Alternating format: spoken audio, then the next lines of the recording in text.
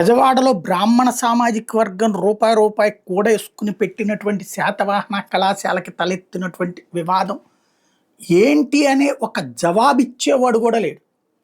ఎవరి నోటికొచ్చింది వాళ్ళు మాట్లాడుతున్నారు, ఎవరికి తోచింది వాళ్ళు చెప్తున్నారు. ఒక స్పష్టమైన వివరణ ప్రభుత్వం ఇవ్వట్లేదు, విద్యాశాఖ ఇవ్వట్లేదు.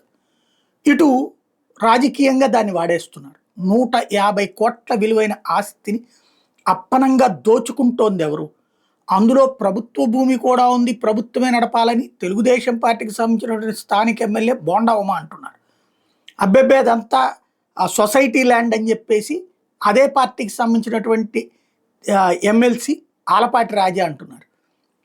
అట్ ద సేమ్ టైం అదంతా కూడా డాక్యుమెంట్స్తో సహా క్లియర్గా ఉంది, అది మాదే ప్రాపర్టీ అన్నటువంటి కాన్సెప్ట్ని అక్కడ ఎవరైతే ఈ ట్రస్ట్ బోర్డు వాళ్ళు చెప్తున్నారు.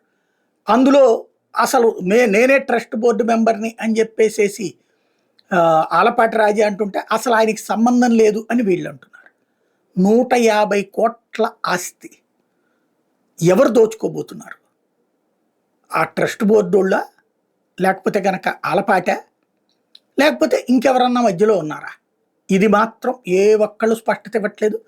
మీడియా చేష్టలుడిగి చూస్తున్నటువంటి వేళ, నిజాలు సమాధి అయిపోతున్నటువంటి వేళ, 70ల నుంచి 2000 దాకా ఏదైతే దరిద్రం రాష్ట్రాన్ని వెంటాడినటువంటి నడి రోడ్డు రౌడీయిజం, నోర్లు మెదపని మీడియా, చేష్టలుడిగి చూసినటువంటి జర్నలిజం మళ్ళీ పుట్టుకొచ్చింది.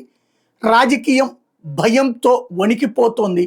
తద్వారా ప్రజలకి సంబంధించిన, వ్యాపారులకు సంబంధించిన, విద్యావేత్తలకు సంబంధించిన, పారిశ్రామికవేత్తలకు సంబంధించినటువంటి వ్యవహారం మరొకసారి సందేహాస్పదం వైపుకి తీసుకెళ్తున్నామా? ఆత్మవిమర్శ చేసుకోవాల్సిన అంశం.